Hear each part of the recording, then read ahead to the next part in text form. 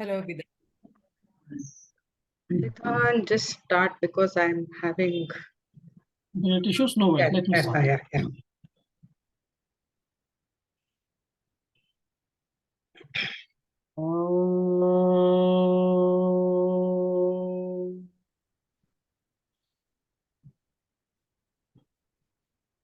Guru Brahma, Guru Vishnu, Guru Devo Maheshwaraha, Guru Sakshat Parabrahma, Tasmai Shri Guruve Namaha, Tasmai Shri Guruve Namaha. सहनावतु सहनौ भुनक्तु सह वीर्यं करवावहै तेजस्विनावधीतमस्तु मा विद्विषावहै। ॐ शान्ति शान्ति शान्तिः।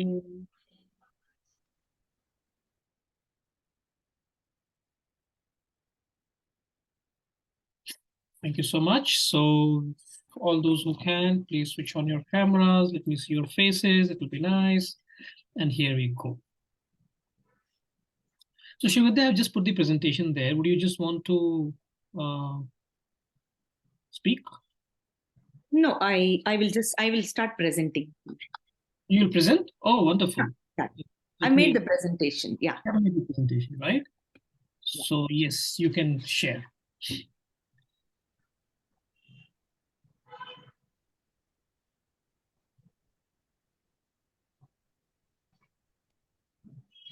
So, yeah, I will in the present mode. So we received this as a group. Shweta, Devesh, and me were as a part of the group. So of course they have done their bit of reading. They might be joining in to kind of add on if in case if I miss something. Yeah, Devesh and Shweta, thank you for that. So the shloka that we saw was Shamaha Kaha Manonigraha is what we received. So this was from the previous of the sadhana chatushtya, and then we came into the sixth sadhan of shama adi sampatti. In inner virtues or inner wealth that we have, shamaha was one of them. So when I first thought, okay, this was just one line shloka, and there's nothing much for us to delve into. But then when I started reading this, I thought it was very vast because it speaks about the mind. So Shamaha Kaha was nothing but having a mental discipline or a thought discipline. Yeah, that was what about Shama. And Mano Nigraha means disciplining or disciplined. So Manaha means mind or thought. So this was what I was able to gather from just the meaning. Then when I went deeper into it, I realized that, okay, I thought we have to elaborate much more on this. So on a daily basis, mind can and does continuously generate thoughts. So that is its job. So very subtle form of thoughts are also generated even when we are sleeping. So all this I got it, from what has been shared in the group, that book that we have received. So I thought these were very important points and have been able to bring it here. So thoughts are broadly divided into two types. So as I told you, mind can and does continuously keeps generating thoughts. So to understand what are these thoughts, when I went further, I saw that they're broadly divided into two types. So there are voluntary thoughts and involuntary thoughts, which make up the thoughts that keep generating. Now, going further into, okay, what is voluntary thought? So when we saw, as they call it, voluntary thoughts are those that are generated by oneself when they're planning for a program or want to solve a particular problem.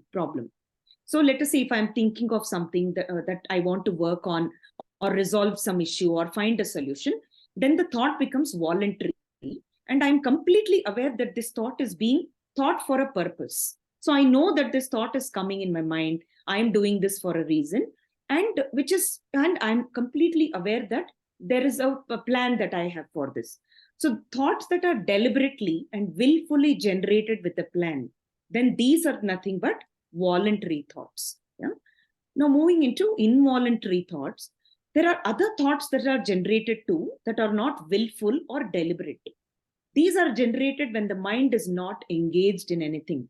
In the sense, these involuntary thoughts are generated when the mind is not engaged in any particular field or any particular kind of learning or any particular work that we would like to do with regards to the mind. So this form of thoughts that are generated without any particular reason or willingness, they become the involuntary thoughts. Now, the idea of this whole manonigraha was, I was wondering, what are we now getting into? So the next topic was like how breathing is both involuntary and non-voluntary. Yeah, the thoughts are also voluntary and involuntary in the sense, breathing, when we want to, when we are attending some session, it's automatic. We're just talking to somebody, the breathing happens very automatically. Yeah. But when we are asked to do pranayama, when we are very specifically working on breathing, then that becomes a voluntary act. So very similarly, thoughts are also voluntary and involuntary. Now, manonigraha, when I went into that, I saw that it's the capacity to handle these involuntary thoughts. Now, I'm completely aware of the voluntary thoughts that are coming to me, and I know why I'm bringing them up. What is it going to be used for? But the problem is the capacity to handle these involuntary thoughts is nothing but manonigraha. Now, why should I handle these involuntary thoughts? Also was very, very big learning for me. So mind is a very, very valuable instrument. Involuntary thoughts occupy the mind. Let them occupy when I'm not using, but when I want to do something, and if this involuntary thought is not allowing me, it refuses to vacate, I have mental preoccupation. So when this preoccupied, I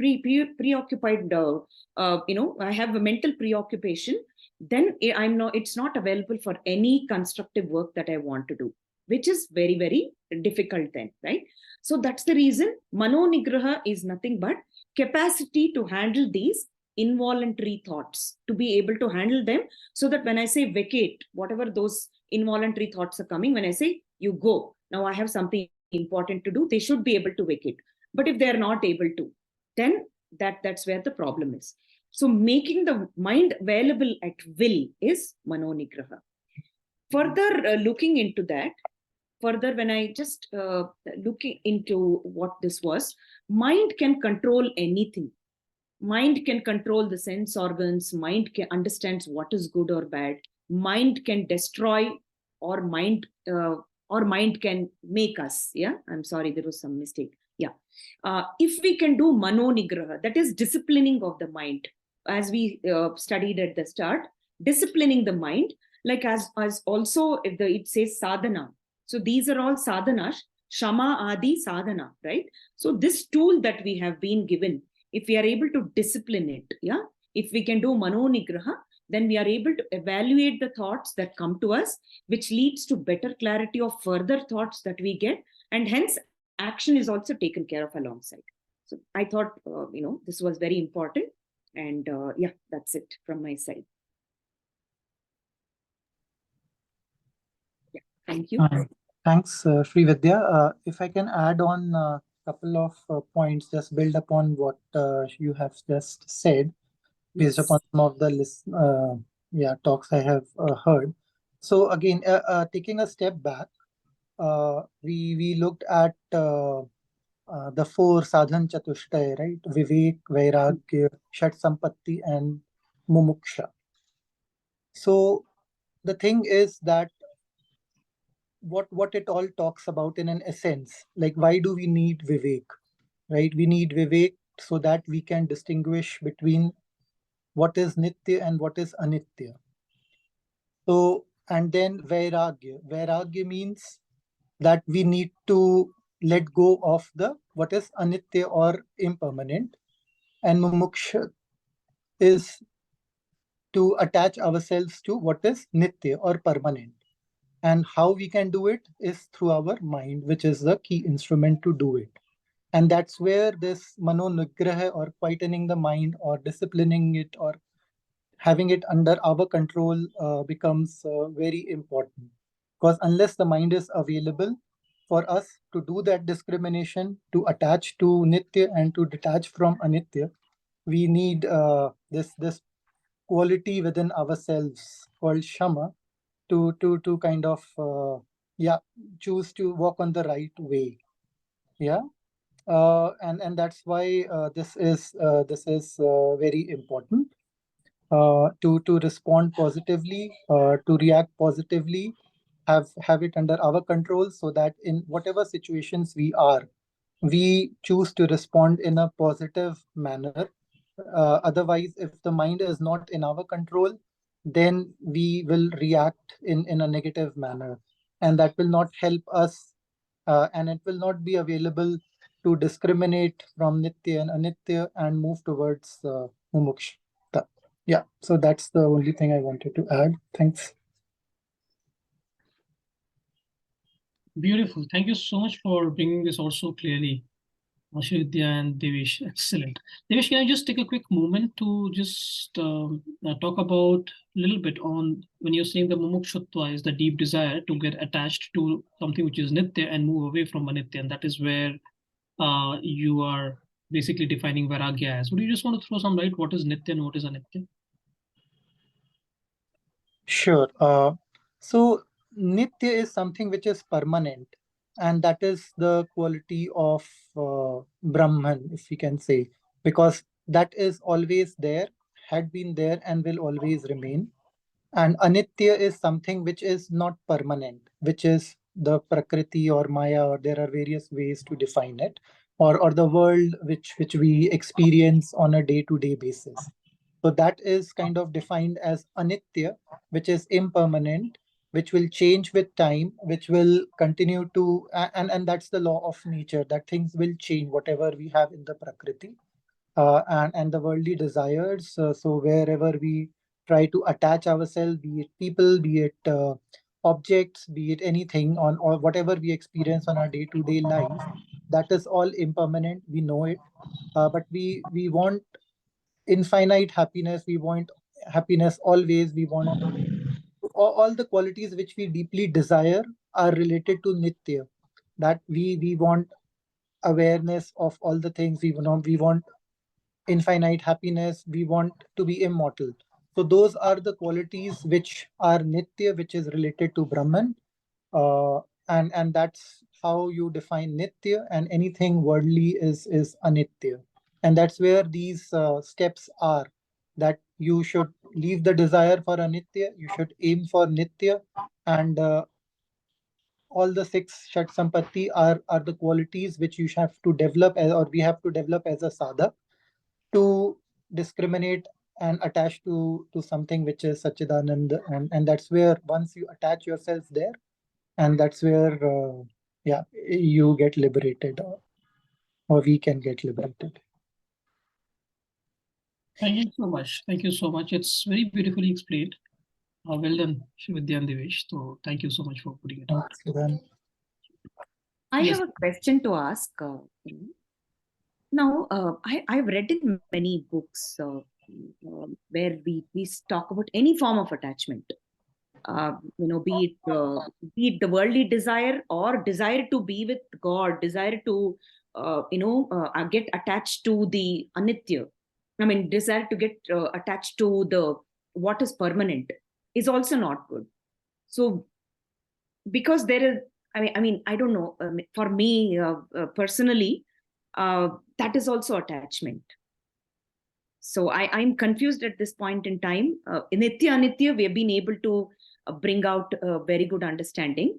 But attaching to that also is still attachment, right? So isn't that, it's good, it's a good attachment, great, but still yet it is an attachment. I'm still drawn towards being peaceful, being very calm, and I'm drawn towards that side of the desires, which is also good, but it's still attachment, right? So that's where, yeah. So I'll just give you a quick preview of what you're asking, and we will take it to the end of the session if the time permits. See, the point here is there are two aspects. And when you say mano nigraha, you're basically asking for your mind to stay quiet or be in a state of balance, isn't it? So we all understand if my mind is in a state of balance, I can do best, because whatever knowledge, information, idea that we have, if your mind is unstable, is that something, can you use your mind in that point of time? You can't use anything. Only when the mind is stable will you be able to use it. Now, what is the reason for instability of mind? Basically, fear, isn't it? That's what we have done in the first session, that it's basically the fear which drives our mind, right? We are scared that our needs may not be met. The need for safety, need for expansion, and need for acceptance. There are various needs that we have, and if the needs do not get met, the mind is very restless. Mind is designed to be very restless. And the more the mind is going to desire and just a minute. And the more the mind is going to expect external things, external people, situation, and stuff to make it feel calm, the more it is at a challenge, because the things externally are always fluid. People are fickle, situations are going and coming. So the mind will never feel stable when it is kind of depend on something which is external. So one of the way to kind of make your mind stable is to depend on something which is more internal, right? That's the stage one. Only when you're able to make your mind stable can you transcend your mind. But when the mind is unstable, it cannot. So how do you make your mind stable? Only by making it feel assured, because the challenges will be coming. Things will go up and down. But how do you remain assured when the things are not going your way, or even the things are going your way? So you need to make your mind assured by asking it to refer to Nitya, something which is permanent. Because mind is always wanting predictability. As soon as you take away the predictability from the mind goes all over the place. So how do you give predictability to the mind? To look at things which are stable, to look at things which are constant, which is your essential nature, right? Which is your nature of Brahman. So once your mind moves away from, stops depending on things which is very transient to something which is more stable, you will see the mind automatically starts becoming very quiescent. And from the state of quiescence, you can actually hold on to or realize your essential nature. Because for you to realize your essential nature, who is the one who is realizing? It's your mind which is realizing, right? Who is that? Because you are consciousness, but the realization happens at the level of mind. So the mind needs to basically create a vritti that I am consciousness. So once that happens, the mind automatically becomes quiet. Does it make sense? Are you able to get this? Perfect. Thank you. So let's go to the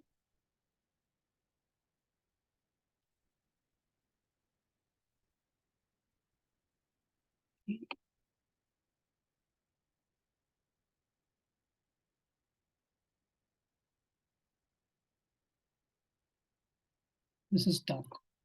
Okay. Yes. Yeah. Are you able to hear me, Bidan? Yes, we are. Okay, great. So please ignore the number there. It's not 7, it is 5.4.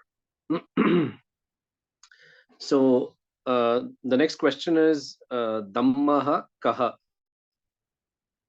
So what is Dhamma? And the answer is Chakshuradi Bahyendriya Nigraha. Chakshu is eyes and the remaining senses. So Chakshuradi Baha means outside, external. So Bahendriya Nigraha. Indriyas, the 5 senses, the control of those senses is what Dhamma is. So that's what it means. Chakshuradi Bahendriya Nigraha. So to really look at it, we are here to know the Tattva. We are getting the TattvaBodha, and Tattva means truth. And why are we learning? Why are we even trying to know the truth? Is to move towards the final attainment of moksha. So to reach there is the 4 qualifications that we are looking at: Vivekaha, Vairagya, and the third being 6 internal disciplines or the virtues, and finally the mumukshutvam. So out of these 6 internal virtues, one of them is Dhammaha, and so we asked the question, what is actually Dhammaha?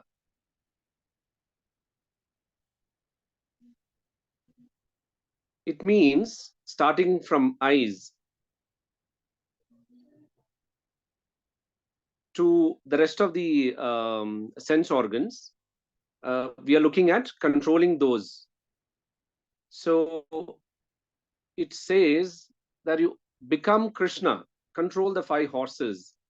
Like Krishna, the way he controlled the horses for Arjuna, control the 5 horses and direct them at will to the final goal of life. So basically, if you leave the control of those 5 horses, it will just take you all over the place. But here he says you become Krishna and take control of your horses and direct them towards the final goal. So these 5 senses, what we call in Samskrita, is Shabda, Sparsha, Rupa, Rasa, Gandha. So if you really look at it, the whole world is infinite. There's huge number of infinite objects that are there in the world. And how do we really perceive those? So the infinite squeezes into these 5 senses and comes into us, right? So which means that each one of them, through our eyes, through our nose, through our taste, all of the 5, we consume the world, which is infinite, and when it passes through those senses and come into our mind, it's not only that 5 which is there, it again expands into infinite into our mind. So our mind need to choose out of those infinite, what it becomes from thoughts, from objects, it becomes thoughts. Once it comes through our senses, and once it is in our mind, each time you see something, each time you hear something, it's not only one thing that you're perceiving, you're perceiving so many things around it. So it's almost the infinite thoughts which are coming into your mind. So we are looking at infinite becoming 5, and 5 becoming again infinite once it gets into our thought. So to really make the right choices out of those infinite thoughts that are coming into our mind, it almost seems an impossible task. It seems, just everything is hitting on you. And it almost seems that there's a flood of things that are happening and flurry of things happening in your mind. So when something is flooded, what do we do? In a physical sense, we try to build a dam. We try to, kind of control it and allow enough water, what is required at that moment, to be opened out of that gate. So we choose how much water goes out. So finally, that's what we need to start doing it with our senses. Now how do we do that? So if we have to choose what, we are still in the previous sloka. So if we have to choose what to see, what to hear, what to touch and taste, we'll need to go back to the first 2 points, which is Viveka and Vairagya. And once we understand what is permanent and what is impermanent out of Viveka, we'll start giving importance to the permanent and probably use the impermanent to reach the permanent. So each time there is a question within you as to whether this is what I'm seeing, is it right? What I'm hearing, is it right? Then we can go back to our Viveka and we can go back to our Vairagya. Vairagya is nothing but just looking at each and every worldly object or the impermanence, use the impermanence to reach the permanence and not get indulged in it. Mostly what we do, each time we touch upon a worldly object, we get deeply involved, deeply indulged into those objects or those relationships. So if we are able to understand through Viveka what is permanent and what is impermanent, then we are able to really make that choice of where I need to look at and what is important to me at this point of time. Finally, we all are reaching towards the moksha. So for that, we'll have to make this clear distinction using a Viveka and Vairagya, the practice of Viveka and Vairagya. So then we start looking at, or we start hearing, we start touching, tasting all that is required, really what is actually required. So if you even consider something like hunger, the food, what we're supposed to eat, the hunger is created for our survival. So it's not something that is for our pleasure. So that pleasure and that feeling of all of that is for you to simply have food, enough food, so that you survive in this world. But the purpose of a human being is completely different than what currently is happening. People get into entertainment and pleasure with the food. But if you really see what is permanent and impermanent and make that decision, food is only for you to survive in this world, and what is required is all what you need to do. So similarly, all the senses, if we start using it with that thought, then we will be in a the right position to make those decisions, and it'll be much more easier. So I'm done with this shloka. So any questions, you please let me know if it was clear to you.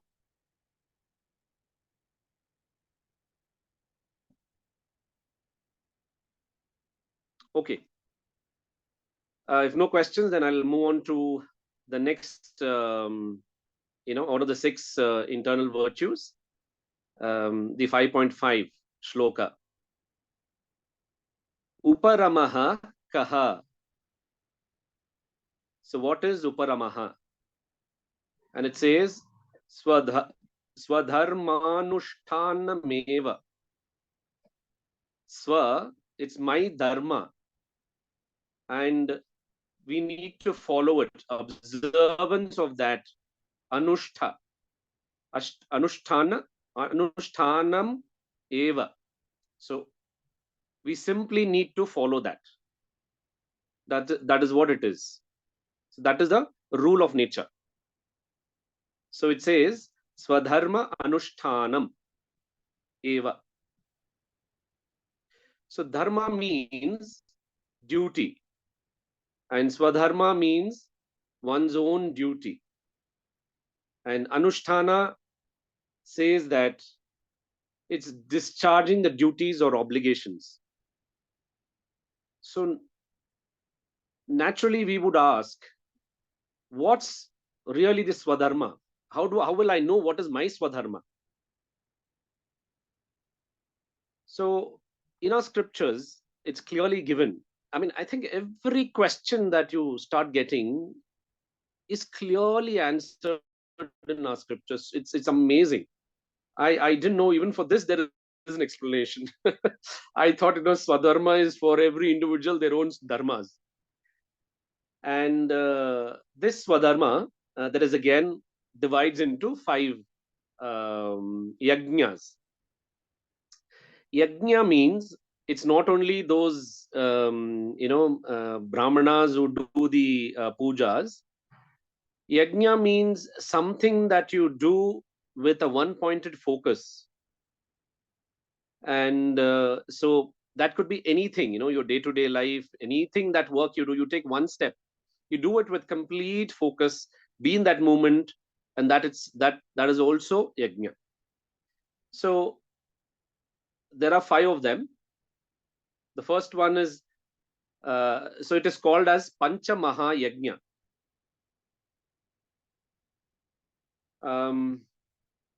So it says that we need to be reverential to all of these Pancha Maha Yajna, Pancha Maha Yajna, which is basically 5 duties and obligations that we have in life. Duties and obligations are like, you pay taxes irrespective of whether you like it or you don't like it. You will have to do it. And this is what is clearly given. And the way we are reverential to our gurus, to our gods, we will have to abide by these Pancha Maha Yajna. Whoever wants to follow the scriptures and believe in it will have to go through this Pancha Maha Yajna.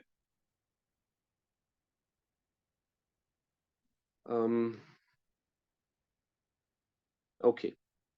So the first one is Pitru Yajna.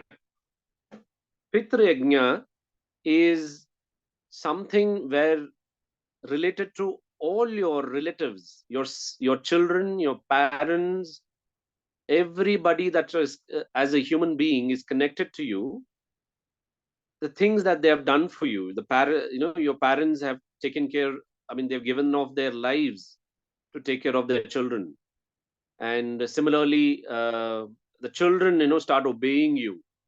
So for all of this, you will have to give back and feel gratitude towards them, and there is no harm that we even think of in our minds or in our thoughts.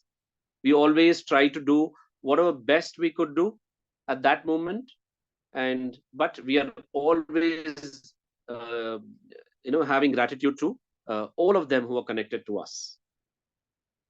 And the next one is Manushya Yajna. So now it goes from the inner circle to the next outer circle, which is the society. And what all can you do in the society? Whatever really serves you, you will have to serve it back. That is a basic. In fact, in Bhagavad Gita, Krishna says that if you don't serve it back, it's as if you are robbing from someone. If you don't return anything back, then it's as if you're robbing from someone. So that's all they are saying. Somebody's doing something for you, something is happening because of them. So be very reverential about it, and whatever possible, please do it for them. And similarly, our Vedas are giving us so much of knowledge and giving us so much of peace. How do you live this life? So we'll have to again be have a lot of gratitude for our scriptures and Vedas.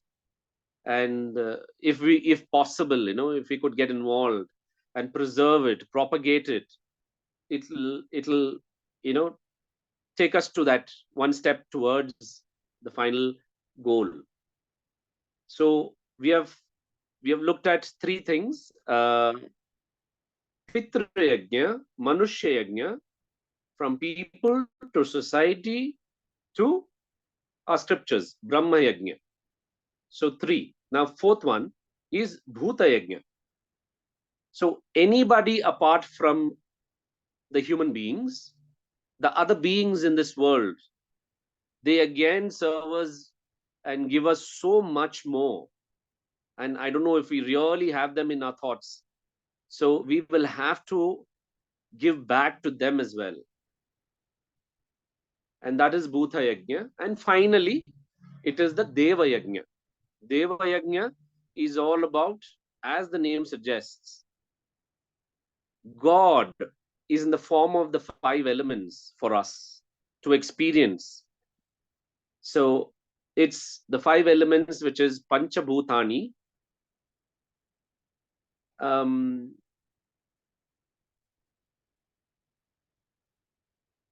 So water, air, space.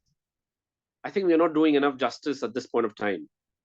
So, I mean, if you really look at it, our bodies are formed with these 5 elements, and still we don't care about it.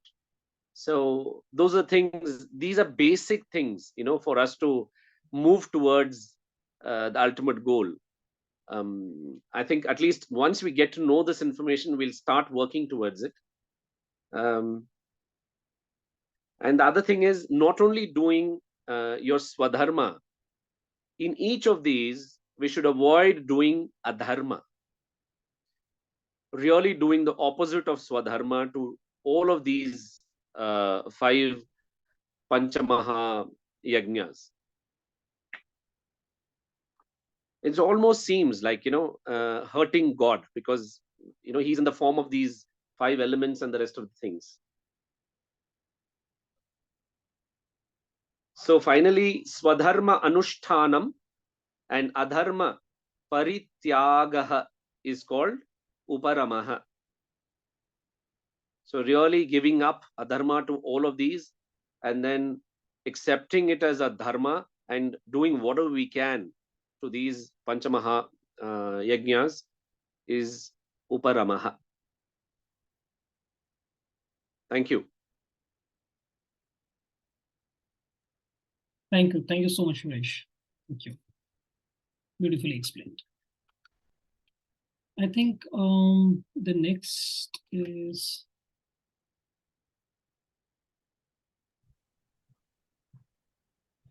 okay.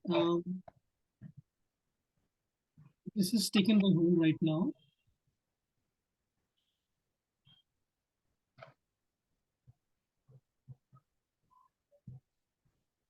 Vidhan, it's your. I mean, you will do the presenting for this. So you mean that I'm going to present this? Yeah. No, when I mean I'm going to present it, I'm going to present the slides. No, no, That's what I meant by I'm going to present it. Didn't you mean that? No. So you please So go. both my team members are also not here, and I'm going to help you in this process. You start. no. Vidhan, I'm so sorry to interrupt. Yeah, I Can think I log out and I'll join from phone? Because then I'll have to move from this place. I don't want to move in between. Okay, Yeah? so you want to present right now, Sonali, so that we can basically come back to Kaushal later. You want to finish yours? Yeah, and then anything is fine. I'll join from phone. That is also fine. You can join from. Okay.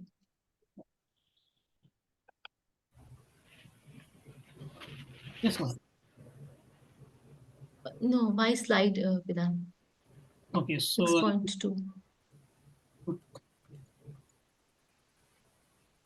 Next. Yeah. So it's Sloka 6.2, and I think Devesh had beautifully explained Mukshuktam, right? So here the student is asking the Guru, what Mumukshuttam Kim? What is this? So the Guru beautifully replies that it means that let me attain liberation, my intense desire to attain moksha. Right? That's my permanent goal. That's my spiritual goal, and that's what I want to, attain. Can we go to the next slide, Vidhan? So, how do we attain a spiritual goal or the permanent goal? So how do we create this intensity of desire in us? So when we want to create the intensity of desire, we need to understand what is it that is, holding us back, or what are we caught up with? to understand these flaws, I mean, we need to understand these flaws of these worldly goals. Those are the worldly goals that we are always caught up with. And that's why we are not able to basically receive the spiritual goals per se. So what are these worldly goals that we have?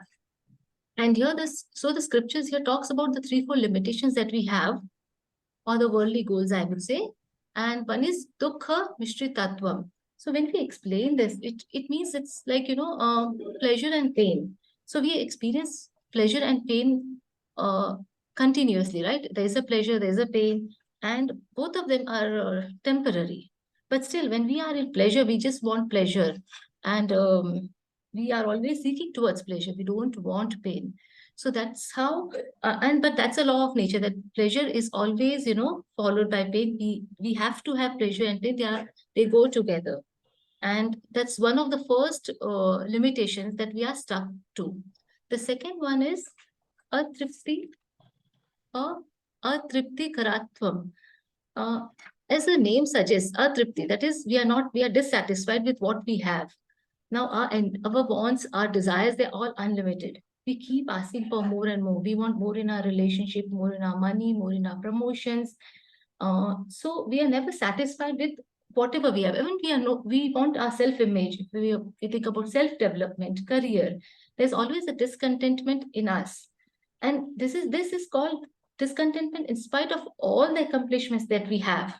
And that is atripti karatvam.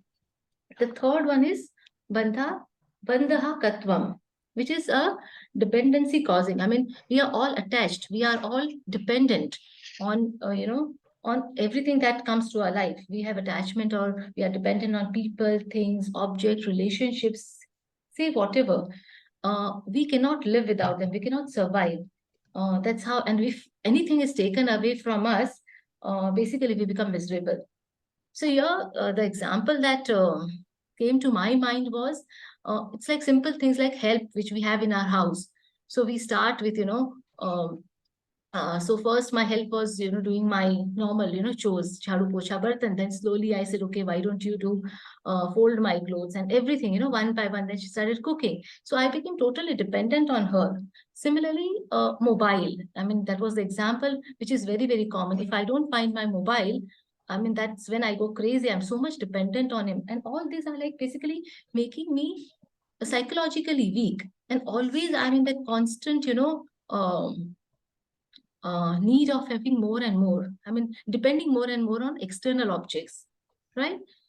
So the whole idea was that how do we, so these are the 3-4 limitations which stops us from achieving our permanent goal. So so how do we basically, we are aware of these deficiencies only through our life experiences, because we all have gone through these experiences in our life, and now we are becoming aware of these deficiencies. So once we discover that we have, we have these deficiencies, there are these worldly goals which are limiting us from, achieving our permanent goal, is when we rise up to a higher level. Now we want to rise up to a higher level, and we want to become a more mature person. That's when the Veda comes in, and it says that yes, you can achieve these higher goals if you free yourself from these deficiencies. There's these limitations that we have, and that's the spiritual goal that we are all looking for, right? So that is moksha. Finally, the word is moksha. So moksha is also nirdosha purushartha. Now, what is nirdosha? Nirdosha is basically free from all the 3 deficiencies. Now, having discovered the value of this moksha, when a person decides that, yeah, I want to dedicate my life keeping moksha as my primary goal. The moment this becomes, my primary goal, that is mumukshutva. Basically, to get rid of, or at least identify my limitations. And when I identify my limitations, I can move towards a higher goal, which is spiritual goal or permanent goal. That's all Vidhan from my side. Sahana, you can take it from here. Yeah. Vidhan, should I go ahead, or? Is it in the extension of this? This is the 7th one. Yeah, I mean, I'm okay. No, then it's okay. Then we'll go back. You can be. So Vidhan, I will join from my phone now. I'll leave and I'll join from my phone. Please let me in. in Sure. 2 minutes. Thank you. Perfect. So this is very beautifully explained here, and maybe this is what Sri Vidya you were asking, right? That why any attachment, whether it is to the worldly affairs or whether it is to internal, when we are talking about Brahman, is an attachment in itself. And so beautifully it has been explained that the attachment that we have for things which is outside of us has these three deficiencies. Of course, everything is mixed with dukkha, which simply means that when you have an excitement, you have already created a potentiality of loss of it. Right? So as soon as you get into, say, a relationship or you get into a job, you get a high. So you've already created a potentiality of loss. And then there is something called atripti. That's the word that we have learned. And we have seen in our sessions that our mind does not have the brain does not have the ability to contain pleasure. Right? So every time the pleasure is going to be short-lived, and anything that you get, there'll be an initial sense of excitement initially, but after a point of time, the excitement will fade away. So I will feel atript. There will always a sense of deficiency, anything which is external. And the third is bandhaktvan. It simply means it binds us because we feel that it's the external situation, stuffs, people, relationship that completes us. And the more we are going after it, the more it is binding us into it. And we know that anything external is always going to be very fickle. Relationships will be fickle, people will be fickle, situations will be fickle, things will be going up and down. And the more we are attached to it, the more we want to control it, and mentally we remain very unstable. And therefore, what scriptures are trying to say is this is how the world is constructed.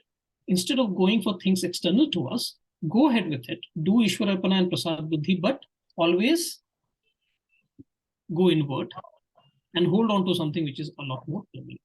That will give you certain amount of stability. Does it make sense now? It's kind of completes what you have actually asked. Perfect. Okay.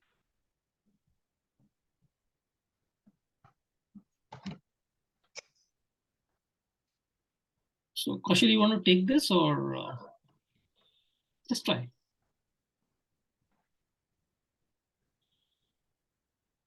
Okay, Bidhan, you help me out whenever, okay? Am I audible?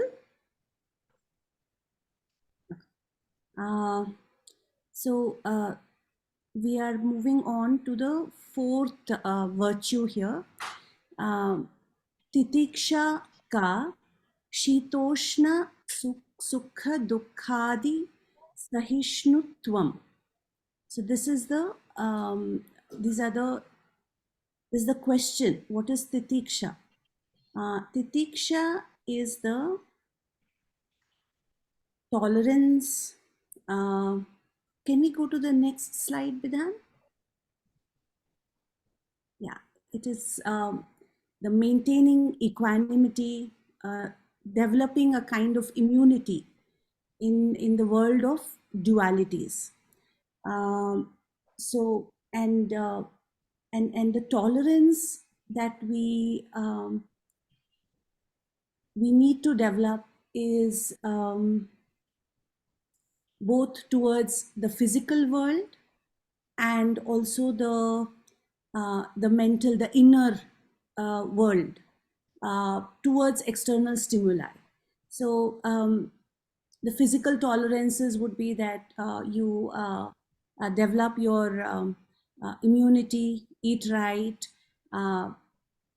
different weather conditions, whatever.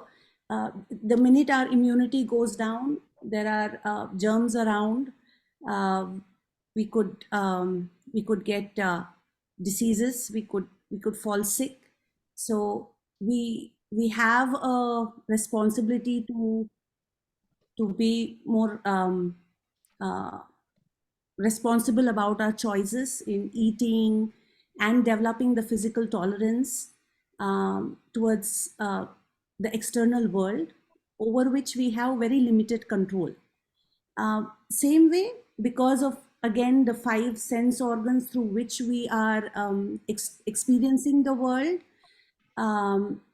we are flooded with a lot of stimuli, and to develop a tolerance to that to all of that stimuli, whether it is happiness, it is sadness, cold, heat, all of the dualities that you can think of.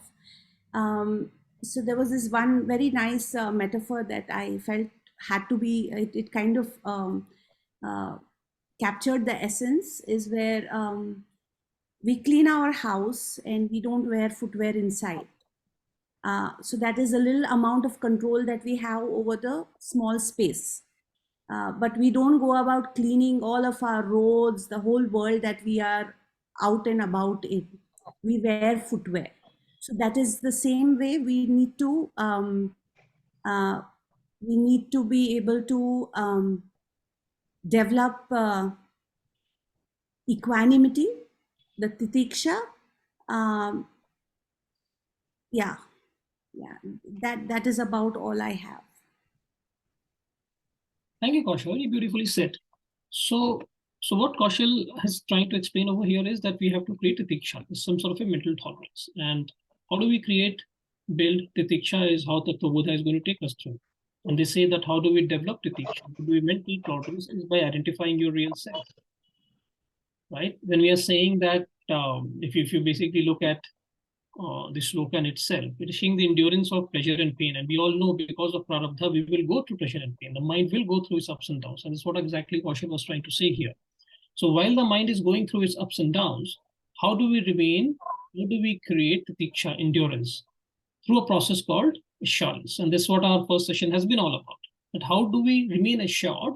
How do we remain assured by knowing our true self? How do we remain assured by knowing the identity of the universe? How do we remain assured by knowing the identity of something called God? Having known that, we will remain assured, we will build the tiksha, irrespective of the pleasure and pain and hard control that actually each one of us goes through by understanding our real nature. So that's what this shloka is about. Thank you, Kaushal. Thank you so much for presenting. If it is okay, Bidan, I can add something because I was going through stuff. Please do, please do. So yeah, so I was going through these shlokas today only. So what is one interesting thing that I was hearing is that there are two types of pain, right? Vyadi and Adi. So Vyadi is physical pain and Adi is mental pain. And whenever these painful experiences occur, we try to find a way out. And when we try to find a way out, there are three normal ways we try to do it. One is find a remedy for it. So what we do is we are just shifting the sometimes the load from one shoulder to the other, right? We are trying to find the solution. So we might have replaced just one pain by another. The second way is we go on tolerating the pain, and sometimes we just explode and the pain becomes anger. In another third way, sometimes we just suppress the pain, which is also not a right thing to do, and psychological pain causes self damage. So what is said is that we all have been given a capacity to tolerate pain, and this tolerance level varies from individual to individual. And we don't feel the pain when it is within the threshold of what we can suffer. If it is within our pain toleration, then we don't call it pain. The pain becomes pain when it goes beyond the threshold, right? And it is said that we can increase this threshold by sadhana. So therefore, the pain actually becomes heavily subjective. And one interesting thing which I found was that we always try to kind of try to find the remedy for it. So whether it is we're developing endurance, and if it's a cold and heat tolerance, which is sitoshna, or we are doing a tolerance for sukha and dukha, so which kind of involves both physical endurance and mental patience. But what was interesting is we find a solution because of, let's assume we find that we cannot tolerate it. So we try to find a solution for it. So, and we try to correct the situation. So intolerance based correction is a form of suffering, while improving the situation after developing the tolerance is the right way to attack that particular situation, right? So that thought process was very interesting for me. Like, what is the reason behind how you want to remedy a situation? Is it coming from suffering, or is it coming from a position of strength? Beautiful. Yeah. Beautiful. So what you're saying is that when I am doing any activity, when I'm taking a remedial measure, is it coming out of fear or is it coming out of assurance? If it is coming out of assurance, a state of assurance, you are actually doing right stuffs. But if you're doing it from a state of fear, you're only creating further challenges for us. So this is something that we will ponder upon during this week, because last time I did request Sapna to put across the thought.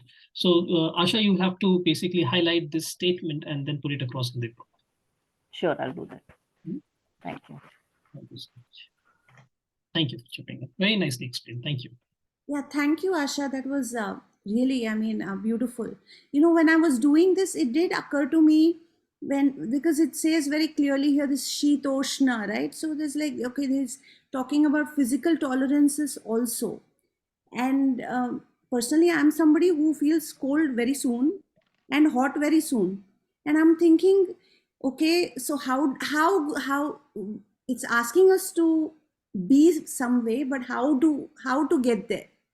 How do you develop okay, the physical immunity part of it I kind of understood, but then again, to all these kinds of weather conditions, it starts getting cold, the jackets come out, it starts getting hot, it is kind of difficult to understand how to be able to do this, develop this particular virtue uh, on the physical level.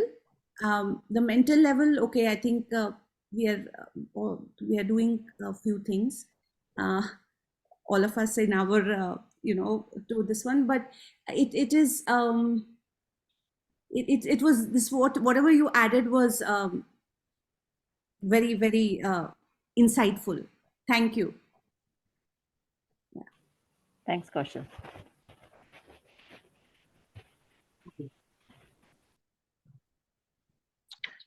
Bidan, I also would like to add something here. If we have time, otherwise if we can do this next week, then it will be. Yes, because we are already a little late today. We'll just do the shlokas. And if we want to hold on after the discussion, maybe we can discuss, but we'll just finish this process. Thank you. So we are in the last two parts of the sadhana sampatti. Now we can go back to the previous slide. Yeah. One was sama, dama, uparama, titiksha. Now here the next shloka is asking Shraddha ki drushi. See, the previous, all the other things were asked as sama kim. What is it? Here the disciple is asking, what is the nature of Shraddha? He is not asking what is Shraddha. It is like, what is the nature of Shraddha is the question. So what according to us is Shraddha? In typical translation, Shraddha is faith. It is a thought that beholds a thing to be true. A typical sentence which we have to tell is a thought that beholds a thing to be true. And there are also certain other things which we already know is true, and there is no much of application of Shraddha over there. Like, for example, the fire is hot. But there are other seen and unseen things which we have to hold as a thought, as a Shraddha. So here what is the disciple is asking is, what is the nature of Shraddha? So the nature of Shraddha is Guru Vedanta Vakya Drushya Vishwasaha is Shraddha. To believe in the Guru's Vakya. See, today I may not know what is Atman, what is Brahman, what is unconditional bliss, what is existence consciousness. But holding the thought that there is someone who has believed this and is known makes the journey far more easier. So believing in the Guru's Vakya, Guru's analogy or Guru's teaching is what is one of the nature of Shraddha. What is the other? The other is Vedanta Vakya, as we are all doing now.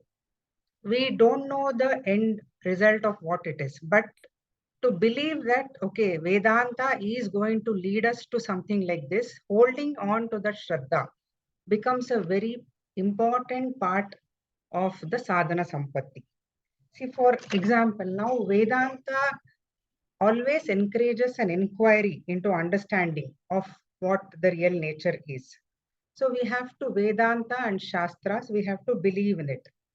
So, and just quoting, like for example, Bhagavad Gita should not become a narration or a story. It should be our vision of life. So, and also that is the Shraddha we have to hold in all the other Vedantic scriptures. This is what they say. Guru Vedanta Vakya Drushya Vishwasaha is Shraddha. This is what Shraddha means.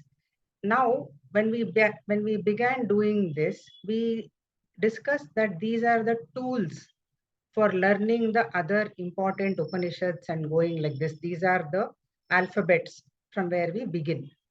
The same thing of Shraddha, I would like to relate it to chapter 4 of Bhagavad Gita, where Krishna is trying to tell Arjuna, Shraddhavan labhyate jnanam, means one who has the Shraddha will acquire that knowledge. So we are learning that this is one of the important tools for moving ahead, is what is being told here. And from whatever I have been reading, the question becomes, okay, where to go? What is the right thing to do?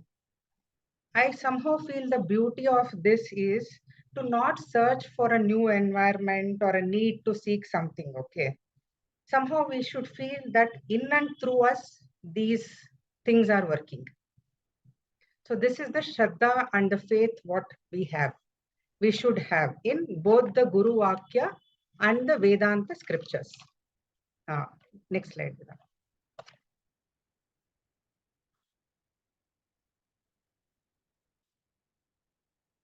Next we can go.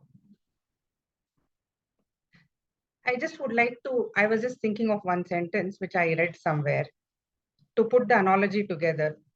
Faith is to believe what we do not see. Faith is to believe what we do not see, and reward of which is you see what you believed. Can you come again? Faith is to believe what we do not see.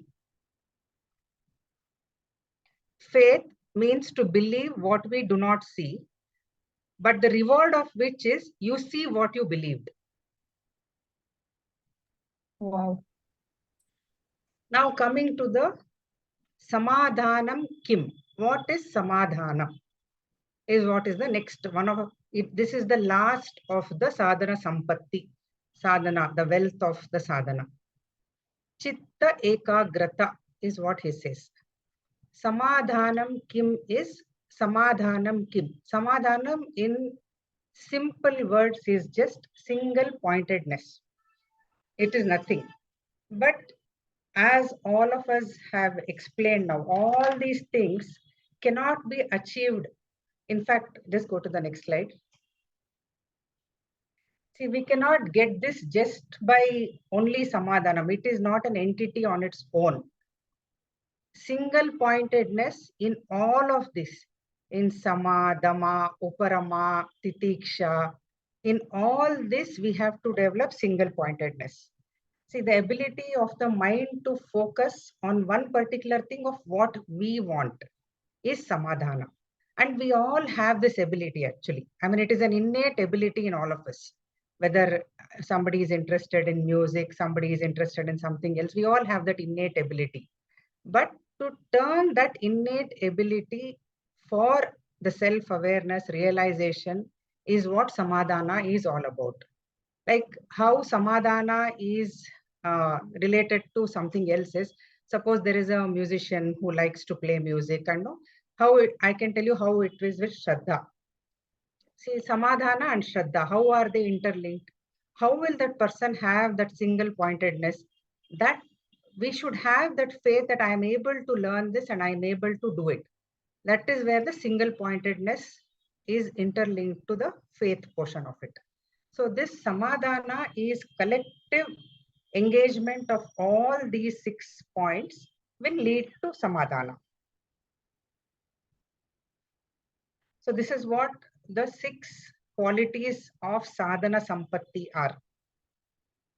So turning, believing, holding uparama, uparati, sama, dhamma, everything in a single pointedness is what we have to look at. Yeah, these two are we end here with the 6 qualities. Next, I think Sonali has already taken up the next shloka. Thank you, ma'am. Can I add to what Uma said? Sure. So maybe I did a little bit of reading around the saints. So one beautiful thing. So the quote that you were mentioning, Uma, is from Saint Augustine. He says, "Faith is the belief in what you see." Faith is the belief in what you do not see, and the reward is you start seeing what you believed in. So in experientially also, interestingly, we had to explore faith today, and having faith kind of translated a lot of thing for me.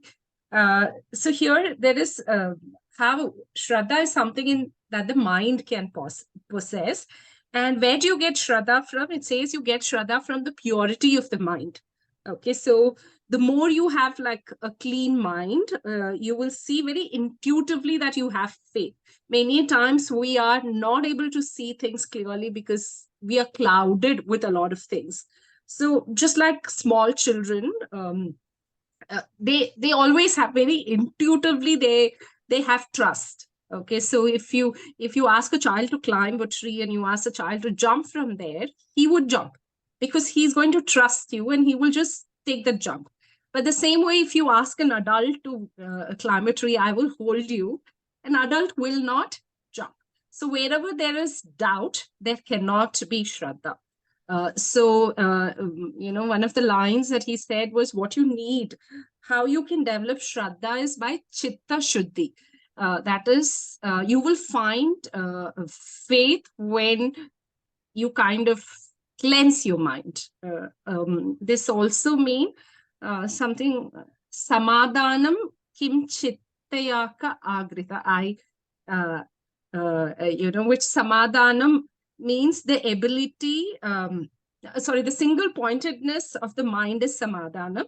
And most often, because we are not able to kind of concentrate or bring it to one pointedness, because of which we lack focus or we lack concentration. So when you are able to bring the mind, to in one direction or to concentrate, then we can say that the person has developed samadhana. So that was something that I wanted to add to what Uma was saying. Thank you, Manju. It's just so we could have listened a lot more, just so we are running short on time today. All right, thank you so much for sharing. Vedant, can I add if we have time? Otherwise, no, we will possibly do one thing. We'll finish off with this, and then if we have time, we can sketch a little bit more. Vedant, I think I will take up this shloka next week. Now I think it's already 8:45. I mean, if there is any questions regarding whatever we... Sana, if you're fine with this, so I'm good. Yeah. Thank you so much for proposing this. It shows a lot of that you're prepared for it, and instead you are letting go this. So thank you so much.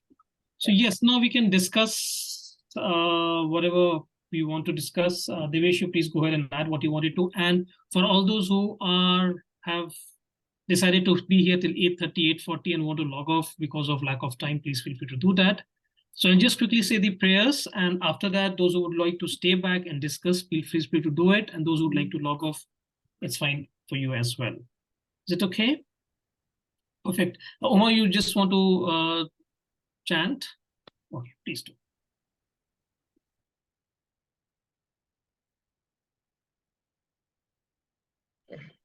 I'll chant.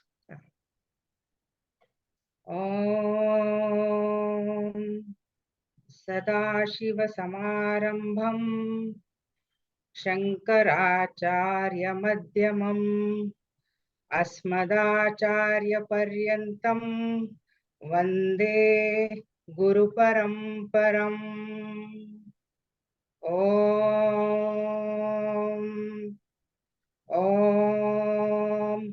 पूर्णमदः पूर्णमिदं पूर्णात् पूर्णमुदच्यते पूर्णस्य पूर्णमादाय पूर्णमेवावशिष्यते।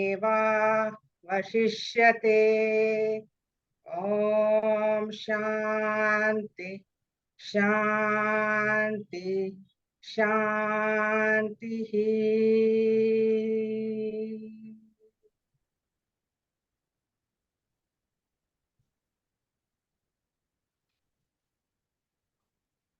Thank you so much. Yes, Devesh, you wanted to add something. I think, yeah, I think Suresh also wanted to say something. Some of you all had some point of view. Please feel free to go over and discuss. We have some time right now. Thanks, Vedant. Thanks. So again, I just wanted to add on to the part Shraddha. So again, we talked about why it is important, because this is something, whatever we are going to study is not in our experience, right? So this is something which we have not seen. We see a person born, grow up, die. We have seen the relationships. We have seen happiness in outside world, right? And what TattvaBodha or Vedanta is going to tell us, that this is all an illusion. So how do I believe it? How, like, how can I believe that whatever Vedanta is saying is correct? Because we don't experience it, right? And that's where Shraddha comes in. That Shraddha in what the Guru is saying, Shraddha in what the Guru Parampara is saying, because there have been people who have experienced this, is being one with the Brahman. And we believe that only when we have Shraddha, and those qualities what we talked about today. And that's where and that's how that saying links is what was said, that it is about believing in something which you have not seen, but the reward is that you will see what you believed in. And there's a very beautiful couplet from Kabir as well. It goes like, Kabira marag kathin hai, munivar baithe thaki. Means this is a very difficult path to walk, and big munis or people who have worked on it may not have gone the distance. Taha Kabira chali gaya, gahi Sadguru ki sakhi. So, but Kabir was able to reach there because he believed in what the Guru said, and with his help, with his Guru's help and his guidance, he was able to walk that path and experience that which he had heard. So yeah, that's what I just wanted to kind of add, or just support what has already been said. Thank you, Thank Devesh. Thank you so much. So wouldn't a specific question come in anybody's mind over here, that will this blind faith on a guru or in scripture question our very intelligence? And can we also be misguided? Doesn't this occur to any one of you when we are saying these things? I did explore that part. How do you I also respond? get doubt sometimes. How do you respond to that? Because one hand, the scriptures or what we are saying is that somewhere you should have that Shraddha. But on the other hand, how do you reconcile with the fact that we have something called intelligence? And sometimes just closing my eyes and following someone will land us into deeper problems, because, and this is the fate of so many people around us. How do you reconcile?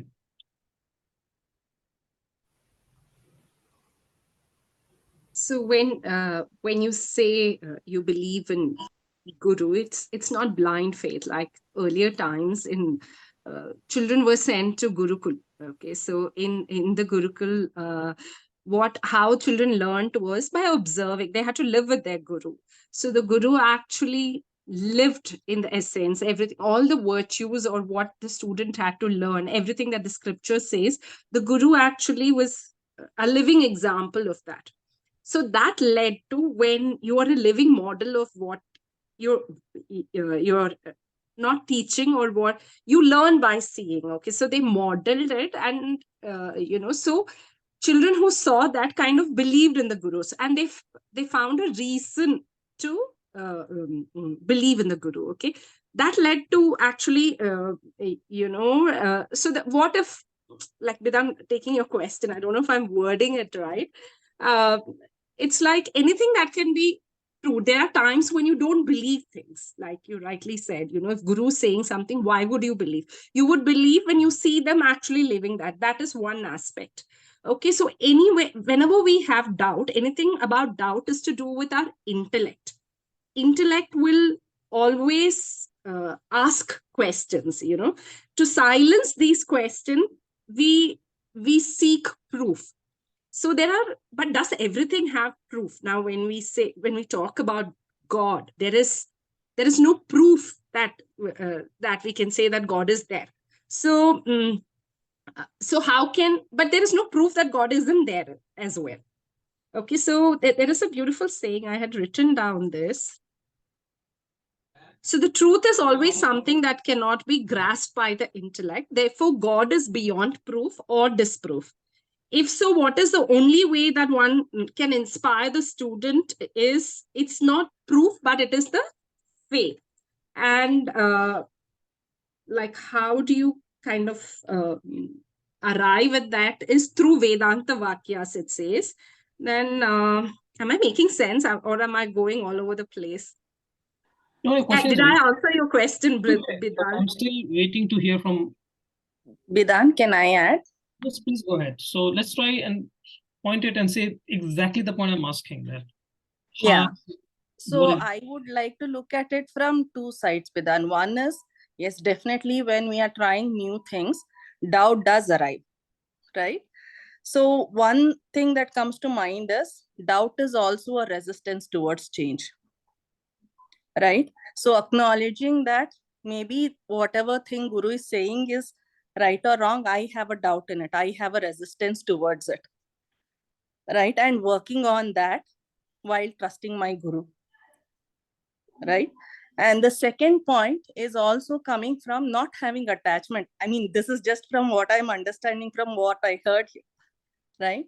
So when you have a knowledge, do not attach to it in such a manner that you cannot see the challenges of it as well, right? You take it through your own experiences, learn the knowledge, put it to your experience, and then you also learn through your experience.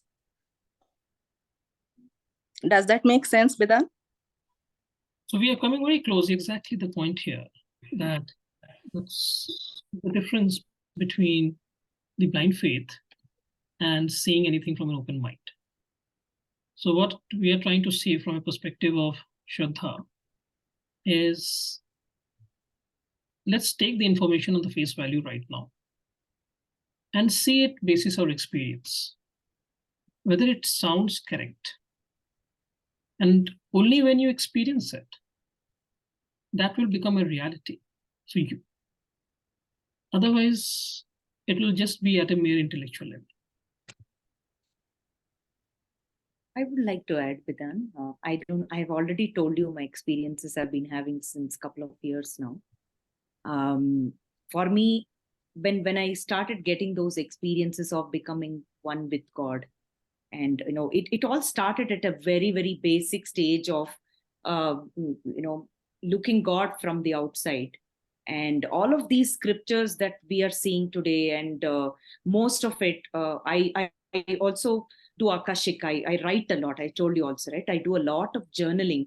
I've written down about all of the experiences that have come to me, and I used to always wonder, what are these? And definitely I did believe them, because probably it is again conditioning.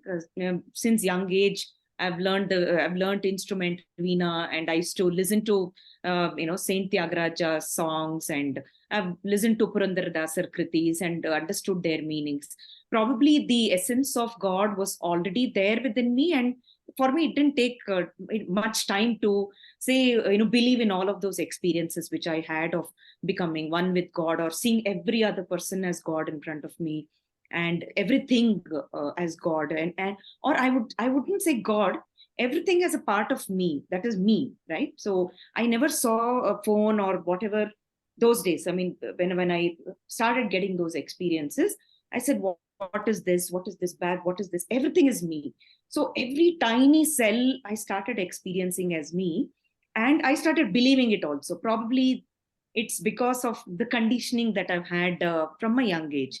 It could also be that maybe I had it. What was this? Suddenly, when I told you my experience of traveling, astral travel to the Brahma Loka. So I was wondering what was this happened. Then another time I saw Lord Vishnu, sucking all of the objects within him. I could see the Vishwarupa and everything got sucked. And I saw everything empty around me. I asked, where am I? I've not come to you. Then I also got sucked into him, and he said, you are me, I'm you. So that experience was so blissful, so beautiful for me. And I kept asking. I had a lot of questions in me. What is this happening to me? Where is this coming from? And then I landed up in the sessions with you. And it is now more like, what do you call? I don't know. It's written on the rock that this is what it is meant to be. So this is giving me more. What do you call? I'm not getting that word. If you can help me, more stance on the experiences I've had, or more. What is that word? Somebody can help me. I don't know. Some sort of a proof, or some sort of grounding, anchoring. Yes, some kind of a I don't know. Reinforcement or whatever. Confirmation. Yes, Grounding, anchoring. Yeah. Yeah, some kind of a thing that, whatever you have experienced is not wrong. You are on the right path. So this is giving me more, I wouldn't say idea, but more affirmation to say, okay, I'm on the right path. Maybe not this Jan, but somewhere I want to definitely look at moksha. And moksha also, I wanted to, I asked you, in fact, in the first class, if you can all give me 1 more minute, please. I was playing the veena in a Rama temple about a month ago. I'm with a group of people who we all conduct satsang in many temples and many houses. So they call us during auspicious events, and we go we go sing, and I play the veena along with the troupe. So when I was playing the veena, and we were all feeling very blissful in the Rama temple, suddenly at that moment, I felt I'm gone. I've just reached the abode of God.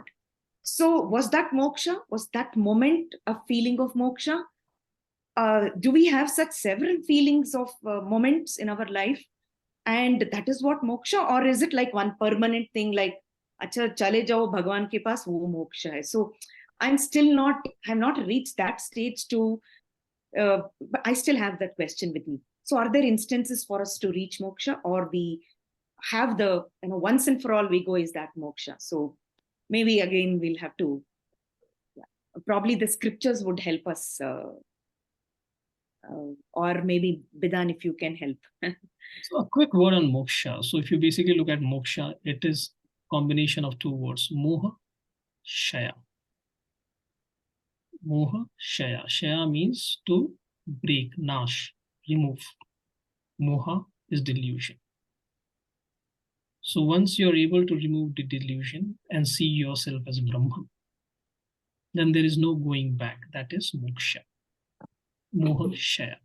You Moksha. told me last week. I couldn't, okay. So great. So perfect. Bidan, one moment. I have just one question. Sorry. You said experientially, you don't have to have blind faith. But what I figured out in the last 1 week and through this shloka is that many a time what experientially, not getting the word today, what we experience is very different. Only when we kind of align ourselves to the scriptures, we are kind of able to go beyond the experience. Otherwise, experience is very limiting, isn't it?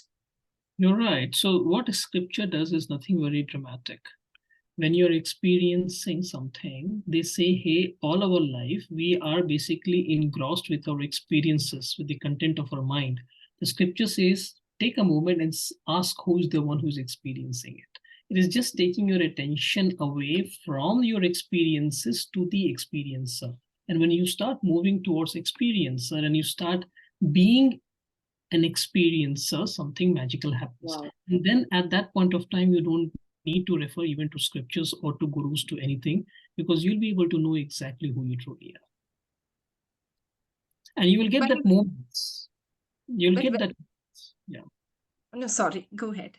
No, I'm just saying you will feel those moments. So for example, when you are practicing something called mindfulness, one day you will ask who is the one who is able to see the mind. When you are meditating and when you experience certain level of something called shunyam, when you know you exist, but there is absolutely no feeling around you, you will understand that there is you, the existence, and everything, even you exist, even if nothing exists or nothing is there around you. So you will experience those for yourself. What Upanishads, what gurus are trying to tell us is they're giving us a roadmap. And what Shraddha means is I'm open to this roadmap and walk this path to experience it at my level. And once we sort of get that sort of even a little bit of an experiential understanding, then that translates into honest Shraddha. Wow. Just to continue with whatever Vedant has told and even Sri Vidya has told, this is where Sri Vidya broke away from the thing of staying in that realm of an experiencer. She became, she was playing the Veena. She was experiencing it. But once she broke that mold and she became one with the thing. Maybe she was the observer there or the Sakshi or whatever you can call it. I'm not able to articulate in more this one way. So instead of sticking to the experiencer part and playing the Veena, it's a step ahead. This is what is my understanding from whatever she told just now. And whatever Bidan is trying to tell, that yes, experiential understanding is good. Only then the Shraddha will come. But we are enjoying or, very complacent at the experiential level itself. Because it's very fulfilling. It's very, very fulfilling. But if the experience is very limiting, if you're going through pain, so in Sri Vidya's case, it was different. But if your experience limiting is what? You are the one who is limiting it. No, if you're going through pain and suffering, for you, it is again going to, that pain and suffering is going to hold you to it. Only then when you align to the scriptures and say, hey, pain and suffering is also coming so that it can evolve, so that you can, it's coming for a reason. So that is the knowledge that the scripture is offering. But when you are in pain, you're stuck in that pain, isn't it? Can you detach? Can you be the observer? Like, see, in an experience like Sri Vidya's, it's a blissful experience. Maybe we can, but I'm feeling that otherwise it is going to consume us, isn't it? Very true. Very, very true. This is where again the today's thing of Titiksha came into the picture.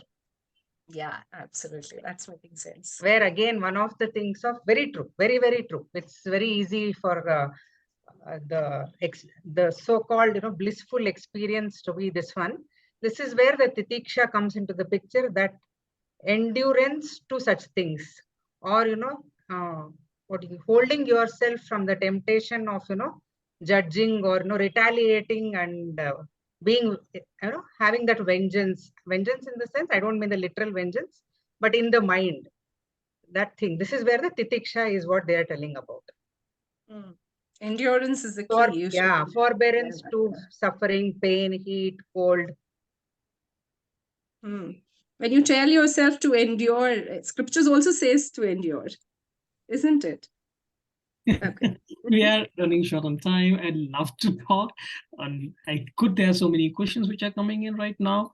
Whether scriptures tell us to endure or not, something we can again take up.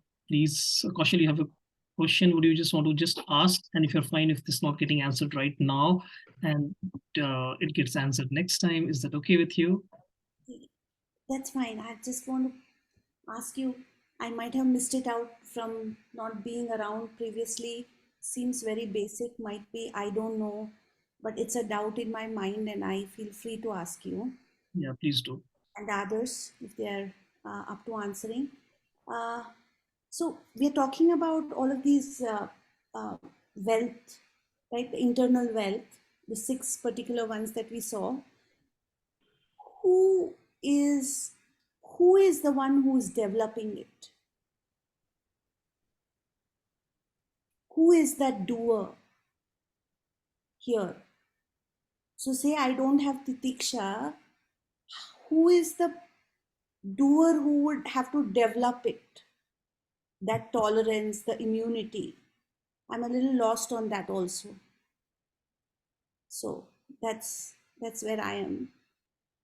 We'll take it next week, right? Or maybe I'll speak to you in person or whatever, because when you're talking, you're basically talking something very different. You're talking about something called an I-ness, you're talking about ahankara, you're talking about self-reference. And when you take out, so there's a lot of question in this. You're talking about free will, you're talking about this question in itself has a lot of things which can come out of it. So we'll take it up next week. That who is that person who is building it? And if that does not have, what do you do? I mean, who is the doer? Because the consciousness is an observer, and who does it? Yeah. All right. Thank you so much. Good talking to each one of Thank you. you very much. Thank you, everybody. Thank you, Vedant. Thank you, everyone. Gratitude to all of you you all. so much. Thank you. Thank you. Everyone. Bye. Thank you. Bye. Thank you.